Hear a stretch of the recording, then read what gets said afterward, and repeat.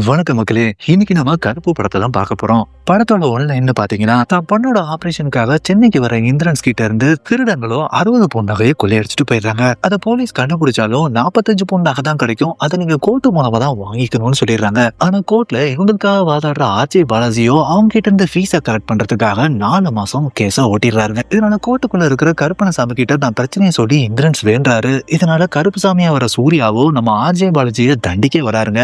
இதுக்கப்புறம் என்ன நடந்துச்சு நீங்க தெரிஞ்சுக்கிறதுக்காக இந்த முழு படத்தையும் பார்க்கலாம் வாங்க. படத்தோட ஸ்டார்டிங் சீன்ல வினு ஒரு ட்ரீட்மெண்ட்டுக்காக வினு அவங்க அப்பாவும் கேரளால இருந்து ட்ரெயின் மூலமா சென்னைக்கு வந்துட்டு இருக்காங்க.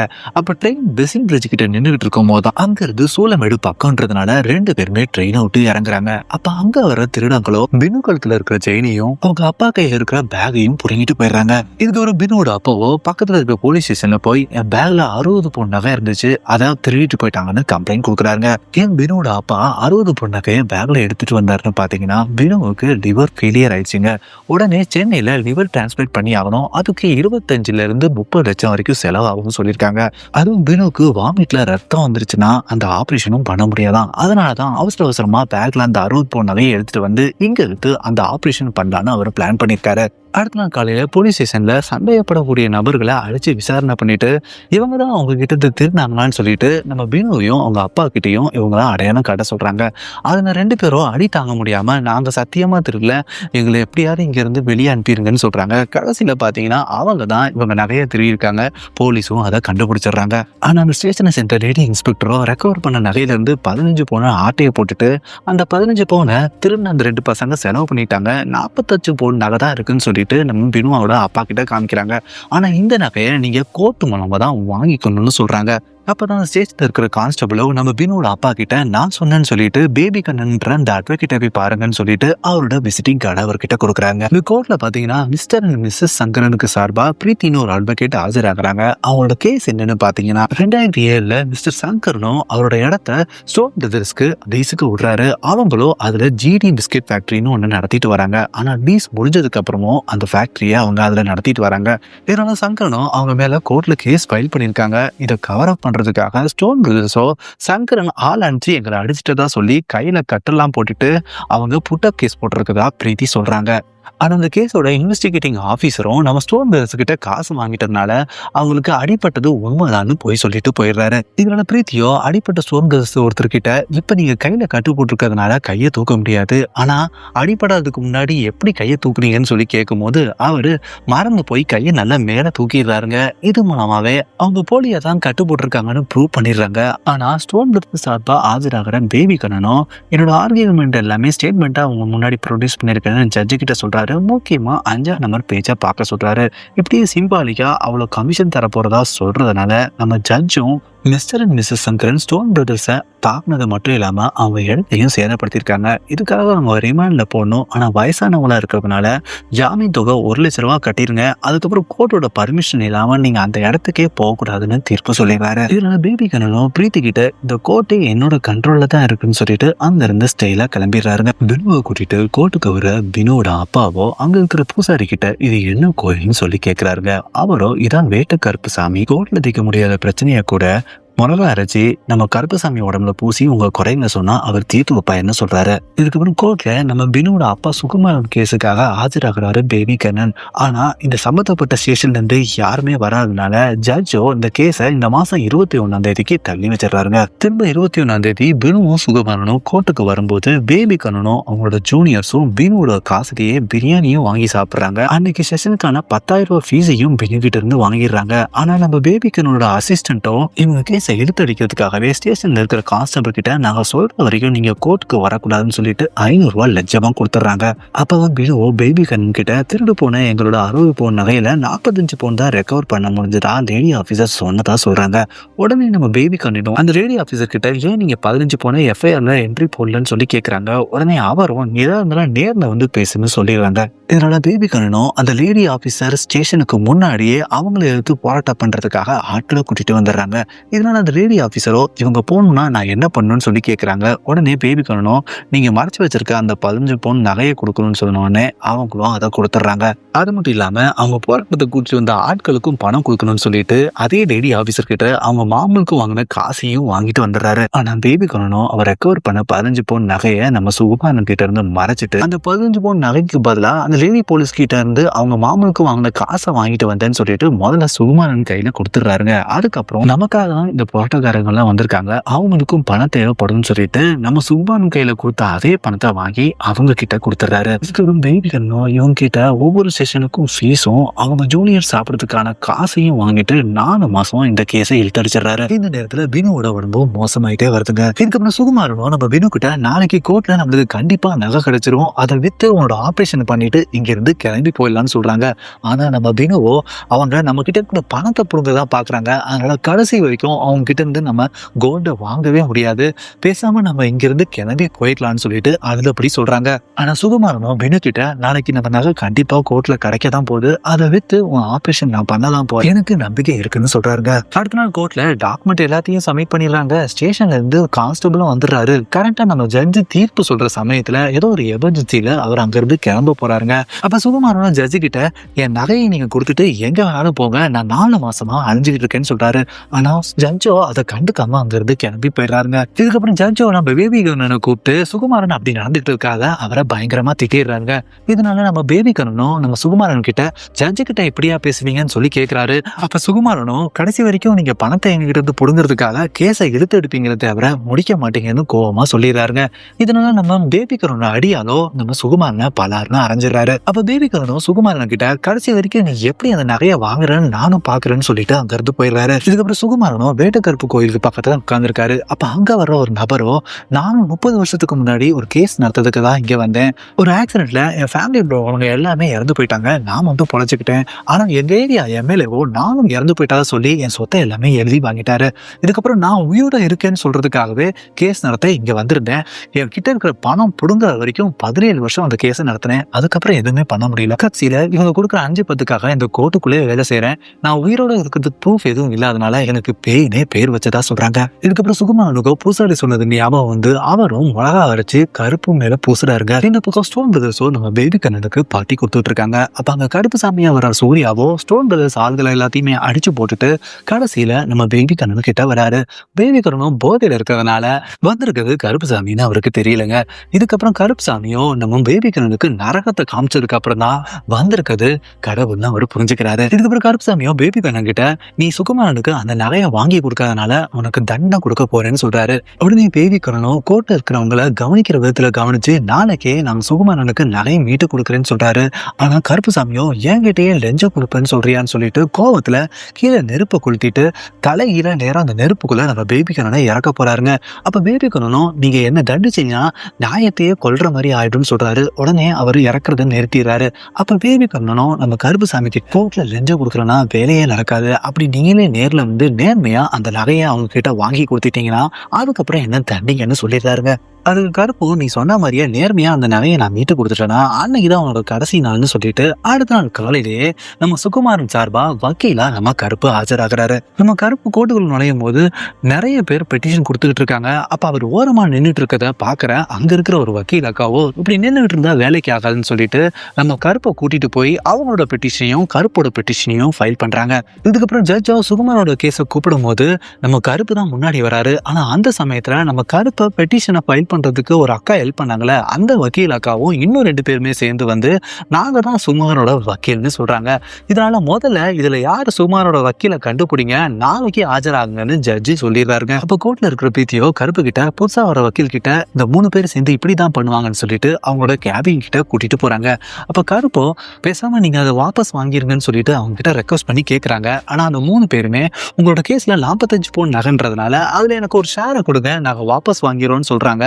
இதனால கோவம் அடைகிற கருப்போ அவங்க பெஞ்சை ஓங்கி அடிக்கிறாரு. அப்ப பொருட்கள் அப்படியே தெரிக்கிற சமயத்துல அப்படியே டைம் ஸ்டாப் ஆயிருங்க.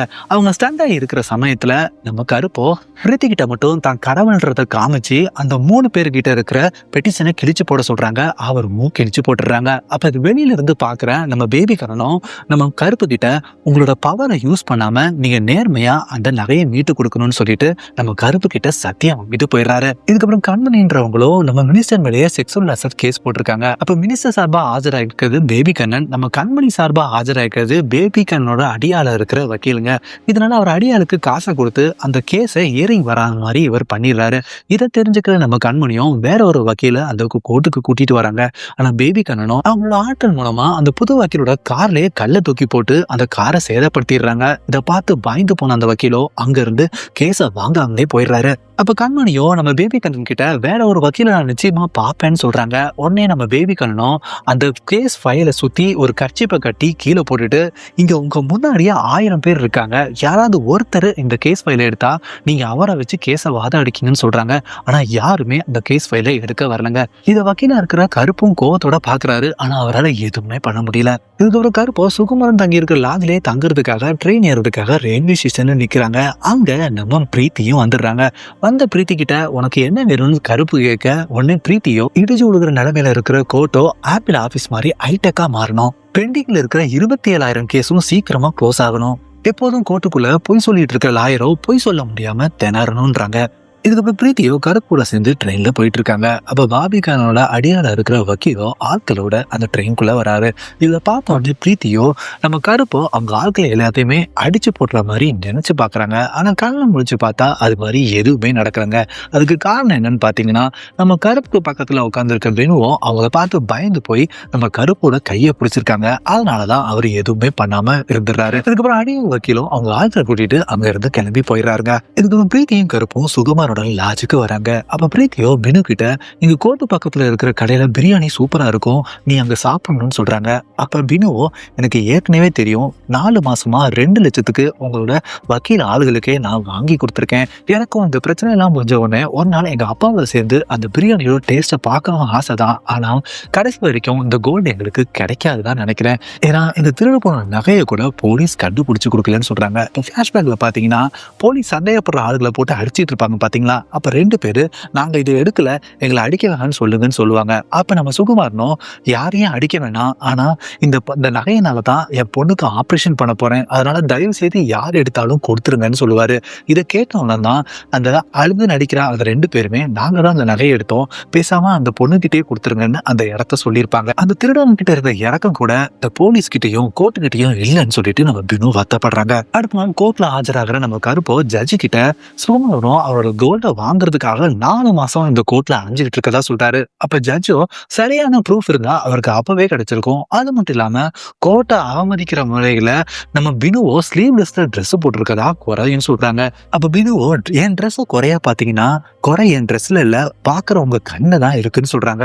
இதனால கோமாயிர ஜட்ஜோ கோர்ட்டை அவமதிச்சதா சொல்லி பினுவை ஒரு நாள் ஜெயில போட்டுறாங்க. கரெக்டா ஒரு நாள் முடியறதுக்குள்ளே ஜெயிலுக்குள்ள இருக்கிற நம்ம பினுவோ ரத்தவாதியிலிருந்து கீழே வந்துடுறாங்க. இதுக்கப்புறம் அவங்கள ஹாஸ்பிட்டலா அட்மிட் பண்றாங்க. உடனே ஆபரேஷன் பண்ணி ஆகணும் டாக்டரும் சொல்றாங்க. இதனால நம்ம பிரீத்தியும் கருப்பும் நேரா நம்ம ஜட்ஜோட வீட்டுக்கே போய் எமர்ஜென்சியா அதை எப்படியாவது அந்த கோல்ட கிடைக்கிற மாதிரி செய்யுங்கன்னு சொல்லிட்டு பேசி பாக்குறாங்க. ஆனா இவர் இருக்கிற கோபத்துல 2 நிமிஷத்துல இங்க இருந்து கிளம்பிருங்கன்னு சொல்லிட்டு நம்ம கருப்பையும் பிரீத்தியும் அங்க இருந்து அனுப்பிச்சிடுறாங்க. அடுத்த நாள் காலையில கோர்ட்ல ஜட்ஜு கிட்ட ரிப்போர்ட்டை சப்மிட் பண்ணி கருப்போ அந்த தங்கத்தை தர சொல்றாரு. ஆனா ஜட்ஜோ நீ ஒரு தடவை கூட என்ன யுவர் ஆனர் மயிலாடுன்னு மரியாதையா கூப்பிடவே இல்லை, அதனால மன்னிப்பு கேட்க சொல்றாரு. அதனால கருப்போ தங்கம் கிடைக்கிறதுக்காக நம்ம ஜட்ஜு கிட்ட மன்னிப்பும் கேட்கிறாரு. அந்த தங்கமும் நம்ம சுகுமாரனுக்கு கிடைக்குதுங்க.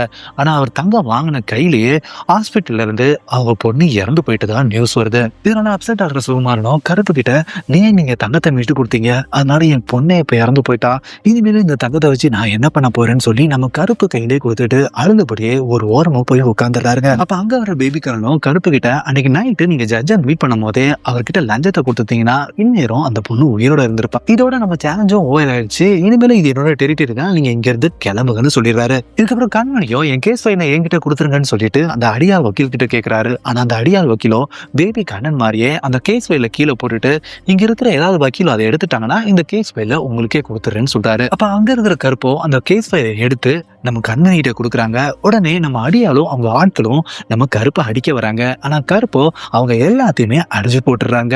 இந்த சமயத்துல அடியாரோட ஆட்கள் 4 பேரும் அங்க இருந்து தப்பிச்சு ஓடுறாங்க. அவங்க 4 பேரையும் அவரோட குதிரையில துரத்திக்கிட்டு போற கருப்பனும் அவர் கையில வச்சிருக்க சங்கிலியாலே புடிச்சு அந்த 4 பேரையும் நரகத்துக்குள்ள கூட்டிட்டு போறதோட இன்டர்வெல் போட்டுறாங்க. இதுக்கப்புறம் பிரீத்தியோட கனவுல பாத்தீங்கன்னா கருமசாமி முன்னாடி நிக்கிறாரு. ஏற்கனவே கருப்பு கிட்ட இந்த 3 விஷயங்கள் நடக்கணும்னு சொல்லியிருப்பாங்க. மறுபடியும் அதையே அவங்க கிட்ட சொல்றாங்க. உடனே கருப்பும் நம்ம பிரீத்தியோட கையை தொடரதோட அந்த கனவு முடிஞ்சதுங்க.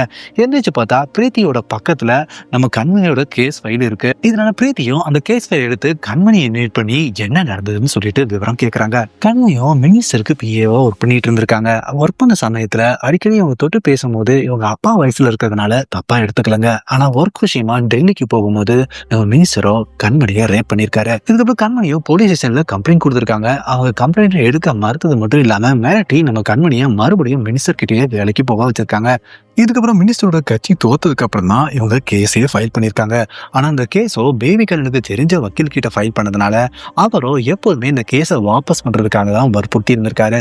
அடுத்த நாள் கண்மணிக்காக ஆஜராகிற பிரீத்தியோ ஜட்ஜு கிட்ட மினிஸ்டர் கண்மணியை செக்ஸுவல் அசால்ட் பண்ணது மட்டும் இல்லாம அவங்கள கம்ப்ளைண்ட் கொடுக்க விடாம தடுத்திருக்காங்க. அதனால 2 செஷன்ல கேஸ் ஃபைல் பண்ண சொல்றாங்க. ஆனா மினிஸ்டருக்காக ஆஜராகிற நம்ம பேபிகரனும் நம்ம கண்மணியும் சம்பவம் நடந்து 5 வருஷம் கழிச்சு இந்த கேஸை ஃபைல் பண்ணிருக்கிறதுனால இது பப்ளிக் ஸ்டென்ட்டுக்காக தான் பண்ணிருக்கதா சொல்றாங்க. இதுக்கப்புறம் கண்மணியோ டெல்லியில மினிஸ்டரோட வீட்டுல இருக்கிற 2nd ஃப்ளோர்ல தான் செக்ஸுவல் அசால்ட் பண்ணதா சொன்னாங்க. ஆனா மினிஸ்டருக்கோ ஏற்கனவே ஆர்த்தரைட்டிஸ் இருக்கு, 2 முட்டினையும் ஆபரேஷன் பண்ணிருக்கு. அதனால லிஃப்டே இல்லாத அந்த வீட்டுல 2nd ஃப்ளோர் வரைக்கும் அவரால் நடந்து போயிருக்க முடியாதுன்னு அதுக்கான ரிப்போர்ட்டையும் சப்மிட் பண்றாரு. இதுக்கப்புறம் கண்மணியா மினிஸ்டருக்கு கால் பண்ணி வீடியோ கால் வாங்கன்ற வாய்ஸ் நோட்டையும் சப்மிட் பண்ணிருக்காருங்க. இது வரைக்கும் போய் சொன்ன நம்ம பேபிகரனால இதுக்கு மேல போய் சொல்லவே முடியல. அவரோட கண்ட்ரோல் இல்லாமலே அவர் வாய் வழியா உண்மை வர ஆரம்பிக்குதுங்க. அவரே 5 வருஷம் கழிச்சு அவங்க ஃபைல் பண்ணதுக்கான காரணம் அந்த டைம்ல நம்ம மினிஸ்டர் ஆட்சியில இருந்தாரு உண்மையை சொல்லிடுறாரு. இதை பார்த்த உடனே நம்ம பிரீத்தியோ நம்ம கருப்பு கிட்ட வேணும்னு கோரிக்கை தான் ஒண்ணு நிறைவேறிச்சுன்னு புரிஞ்சுக்கிறாங்க. இதுக்கப்புறம் பேபிகரனும் மினிஸ்டருக்கு ஆர்த்தரைட்டிஸே கிடையாது, அந்த ஃபேக் சர்டிபிகேட்டை ரெடி பண்ணி கொடுத்ததே நான் தான்ற உண்மையும் சொல்றாரு. கண்மணி பேசின வாய்ஸ் நோட்டும் மினிஸ்டரோட ஐடி விங் மூலமா ஏஐ மூலமா தான் ரெடி பண்ணுதுன்ற உண்மையும் சொல்லிடுறாரு. அப்ப இதெல்லாம் கேட்கிற ஜட்ஜோ நீங்களே ஃபேக்கா ரெடி பண்ணிட்டு நீங்களே உண்மையில ஒத்துக்கிறீங்களா, நான் யாருன்னு நினைச்சீங்கன்னு சொல்லி கேட்கிறாரு. அதுக்கு பேபிகரனும் மினிஸ்டருக்கு அட்வொகேட்டா இருந்த நீங்க அவரோட சிபாரிசு மூலமா தான் இந்த ஜட்ஜே ஆயிருக்கீங்கன்ற உண்மையும் சொல்லிடுறாரு.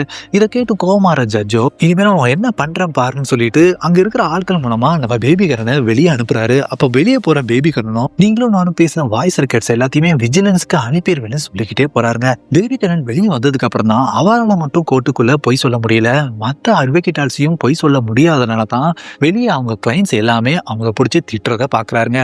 அந்த சமயத்துல அங்க வர கருப்போ ஏதோ கோர்ட் உன்னோட கண்ட்ரோல்னு சொன்ன, இனிமேல இது என்னோட இல்ல, என்னோட கண்ட்ரோல் மீறி எதுவுமே நடக்காதுன்னு சொல்லிட்டு போயிடுறாருங்க. இதுக்கப்புறம் ஜட்ஜோட வீட்டுக்கு ரெய்டே வந்துருதுங்க. இதனால ஜட்ஜும் மினிஸ்டரும் சேர்ந்து நம்ம பேபிகரனை போட்டு தள்ளுறதுக்கு பிளானும் பண்றாங்க. இதுக்கப்புறம் கருப்பும் பிரீத்தியும் லியோ நடத்துற காஃபி ஷாப்க்கு வந்திருக்காங்க. அங்க நம்ம பிரீத்தியோ நான் முதல் சொன்ன கோரிக்கை நிறைவேறி போச்சு, அடுத்தது 27,000 கேஸும் முடிக்கணும்னா 150 வருஷம் ஆகும். ஆனா அந்த சமயத்துல இங்க மறுபடியும் ஒவ்வொரு நாளும் நிறைய கேஸ் வந்துகிட்டே இருக்குன்னு சொல்றாரு. அந்த சமயத்துல வேலை முடிஞ்சு காஃபி ஷாப்ல இருந்து ஜனனி கிளம்ப போறாங்க. அப்ப உள்ள வர சாண்டியோ சாக்லேட் காஃபி வேணும்னு சொல்லிட்டு ஜெனனி கிட்ட கேக்குறாங்க. ஆனா ஜெனனியோ கடை க்ளோஸ் ஆயிடுச்சு, வெளியே போக சொல்றாங்க. அப்ப சாண்டியோ ஜெனனி கையை பிடிச்சி கையில இருந்து துப்பாக்கியை வச்சு மிரட்ட ஆரம்பிக்கிறாங்க. இதை பாக்குற கருப்போ ஒரு சொடக்க விடுறாரு, சீனே மாறி போயிடுங்க. சாண்டியோ கெஞ்சி நம்ம ஜெனனி கிட்ட சாக்லேட் காஃபி இல்லாட்டியும் பரவாயில்ல ஃபில்டர் காஃபி போட்டு கொடுங்கன்னு சொல்றாங்க. உடனே இதுக்கு எதுக்கு கெஞ்சுறீங்க, நான் லியோ காஃபியை போட்டு எடுத்துட்டு வரேன்னு சொல்றாங்க. அப்ப நம்ம கருப்போ பிரீத்தி கிட்ட அந்த பையனும் அந்த பொண்ணு கிட்ட தப்பா நடந்துக்க முயற்சி பண்ணா கொஞ்ச நேரத்துல அவங்கள ஆட்கள் 5 பேரும் உள்ள வந்துருவாங்க.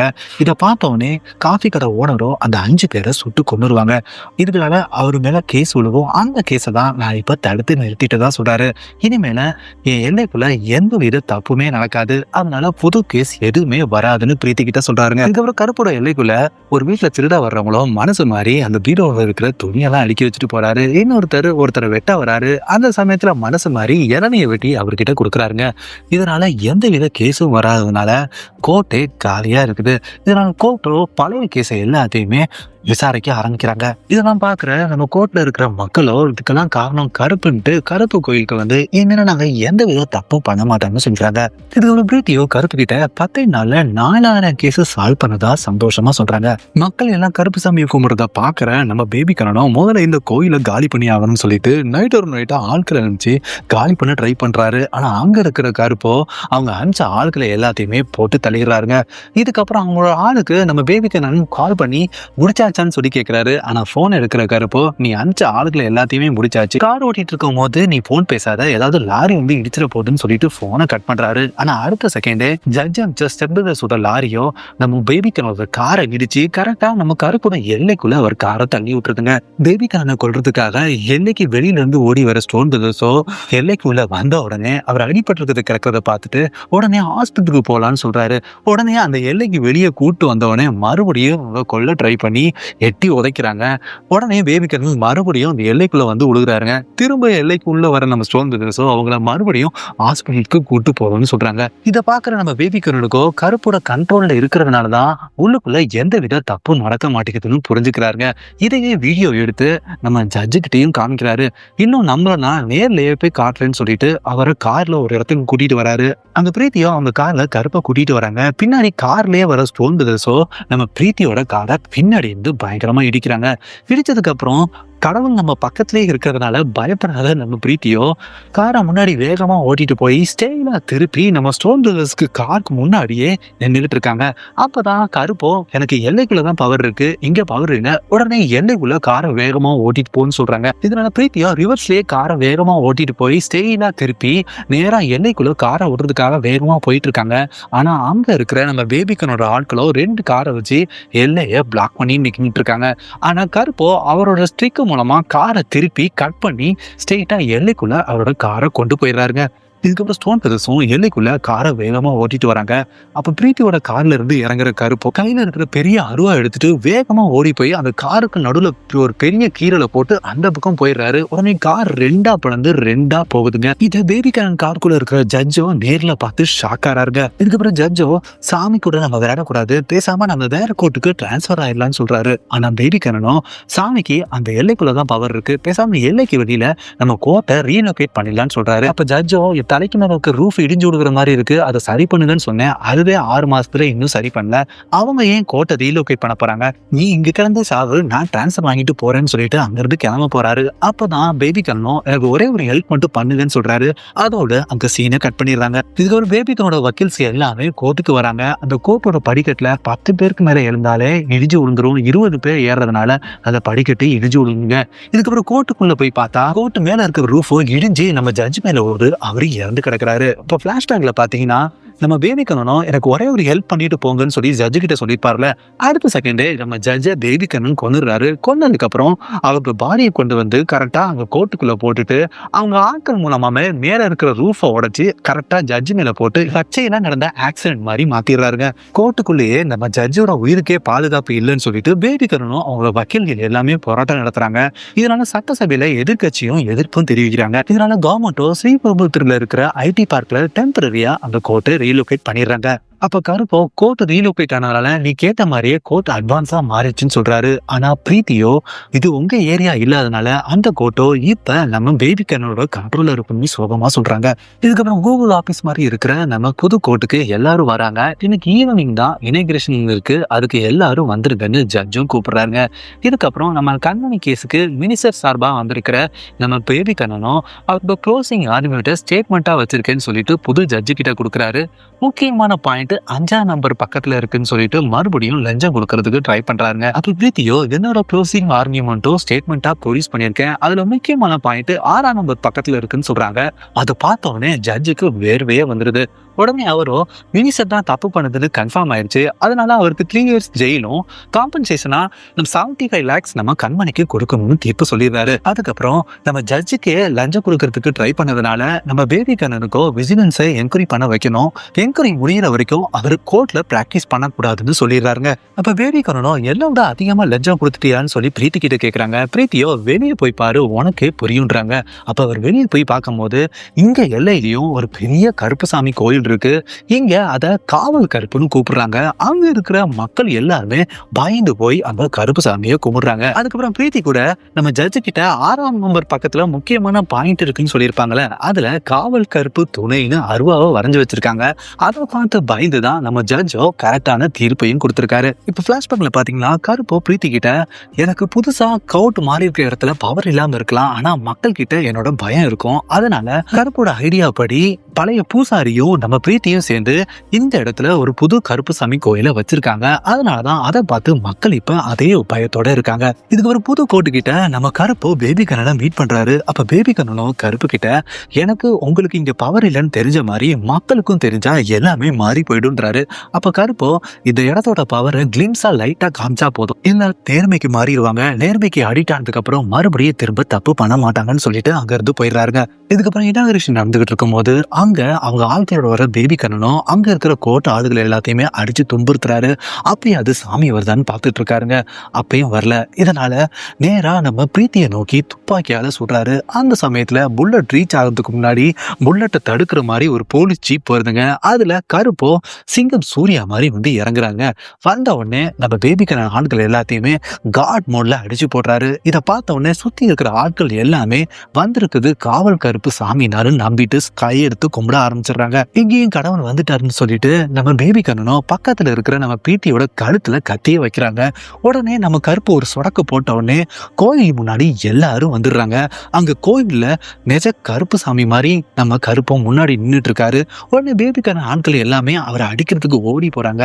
அப்ப கையில இருக்கிற சங்கிலியை வச்சு அவங்க வயித்தை எல்லாத்தையுமே கிரிச்சு விடுறாங்க. இதை பார்த்த உடனே நம்ம பிரீத்தி கழுத்துல கத்திய வச்சிருக்கிறோ பயந்து போய் கத்திய எடுத்துடுறாரு.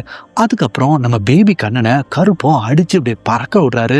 அவர் தலைகீழ தொங்கிட்டு இருக்கும் போது சாமி ஆடி வந்து கருப்போ அவர் தலையை வெட்டி கொண்டுறாருங்க. அப்ப கருப்போ அங்க இருக்கிற கோட்டை மக்கள் கிட்ட, கடவுளா நினைச்சு கோட்டுக்கு வர மக்களை என் சன்னதிக்கு வர வச்சிருக்காதீங்க, அப்படி அவங்க வந்தாங்கன்னா நான் வருவேன்னு சொல்றாரு. இதுக்கப்புறம் புதுக்கோட்ல தான் உயிரோட இருக்கிறதுக்கு ப்ரூஃப் இல்லைன்னு சொல்லிட்டு பேயின்னு ஒருத்தருக்கு பேர் வச்சிருக்காரு பாத்தீங்க. அவரோட உண்மையான பேர் சண்முகம். அவர் உயிரோட தான் இருக்காருன்னு கோர்ட்லயே தீர்ப்பு சொல்லிடுறாங்க. இதனால அவர் சந்தோஷப்படுறாரு. இதுக்கப்புறம் கருப்போட பவரால புதுக்கோட்ல நியாயமான தீர்ப்பு கொடுத்துட்டு இருக்காங்க. இந்த சமயத்துல பிரீத்தியோ பழைய கோட்டுக்கு பக்கத்துல இருக்கிற பிரியாணி கடையில சாப்பிட்டுக்கிட்டு இருக்காங்க. அப்ப அவங்க வினுவோ அவங்க அப்பா கூட நிம்மதியா பிரியாணி சாப்பிட்டுக்கிட்டு இருக்கிறத பாக்குறாங்க. அதை பார்த்து சந்தோஷப்படுறாங்க. அது பினுவோட ஆவியா இல்ல கடவுளோட அருளால பினு உயிரோட வந்துட்டாங்கன்றா கிளாரிட்டி இல்லைங்க. இதுக்கப்புறம் கோர்ட்ல 1 லட்சம் கேஸ் பெண்டிங்ல இருக்கு. நீதிபதி வர பற்றாக்குறையா இருக்காங்க. அதை இன்க்ரீஸ் பண்றத பத்தி சட்டசபையில டிஸ்கஸ் பண்ணிட்டு இருக்காங்க. இங்க சட்டசபையில சீஃப் மினிஸ்டரா எல்கேஜி படத்துல வர எல்கே காந்தி தான் இருக்காரு. அவரும் இங்க இருக்கிற 234 பேர்ல 172 பேர்ல கேஸ் இருக்கு. நம்ம நீதிபதியை இன்க்ரீஸ் பண்ணிட்டாங்கன்னா இங்க இருக்கிறவங்க எல்லாருமே ஜெயிலுக்கு போக வேண்டிதான். அதனால அதை பண்ண வேணா இதை நம்ம ஓட்டெடுப்பு மூலமா முடிவு பண்ணலான்னு சொல்றாரு. அதுல 233 பேரு நீதிபதியை இன்க்ரீஸ் பண்ண வேணான்னு சொல்றாங்க. ஒருத்தர் மட்டும்தான் பண்ணலான்னு சொல்றாங்க. அது யாருன்னு பாத்தீங்கன்னா நம்ம என்ஜிகே ஸ்டைல கருப்பு தான் உட்கார்ந்துருக்காரு. அவரோ மக்களுக்கு நல்லது பண்ண மாட்டீங்களா, செதறடிக்க விட்டு பண்ண வச்சிடலாமான்னு சொல்லிட்டு கையை சொடக்கு போடுறாரு. உடனே நம்ம எல்கே காந்தி ஓசஸ் நம்ம கருப்புன்னு சொல்லிட்டு பார்ட் 2க்கு லீடை கொடுத்து இந்த படத்தை முடிச்சிடுறாங்க. இதே மாதிரி வேற ஒரு படத்துல நெக்ஸ்ட் மீட் பண்றேன். நன்றி.